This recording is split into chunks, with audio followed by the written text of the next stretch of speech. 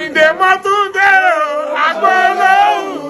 yóò jẹ́ o. bí ohun yẹn ṣe rí nìyẹn o bẹ́ẹ̀ ló ń dùn mọ́mọdé tó ń dùn máwọn àgbàlagbà ohun Alhaji Wasiu Àyìndé Ọmọgbọ́láhàn nìyẹn o ọmọ Ojúṣàgbọ́lá ọgọ́jì olórí ọlọ́mọba nílẹ̀ Ìjẹ̀bú. Àyìndé ti digi àràbà lónìí bẹ́ẹ̀ ló ti làmìlaka dáadáa nídìí iṣẹ́ fújì iṣẹ́ orin ó gbẹ̀rẹ̀gẹ̀jigẹ̀ nílẹ̀ yìí tí ọwọ́ jẹ pàpà àtúkárí ayé tá a bá wa ń sọ nípa olórin nílẹ̀ yìí báwo gan ni ànífowóṣe ọkọ Síkírá ọkọ Wendy ọkọ Fathia Ọ̀pẹ́yẹmí baba Sultan tí í ṣe baálé Emmanuel Adérọ́pò tó ń pata sí baba lẹ́nu lọ́wọ́lọ́wọ́ ṣe kan kìíní ọ̀hún tó fi di rallying point láàrin àwọn akẹgbẹ́ gbogbo nípele lẹ́wọ̀n àbápàdé o lórí tẹlifíṣàn olórí fáwọn ọmọ Yorùbá Tiwa Làṣà ọmọọba ní Sàárẹ̀ Olú tiwa náà ni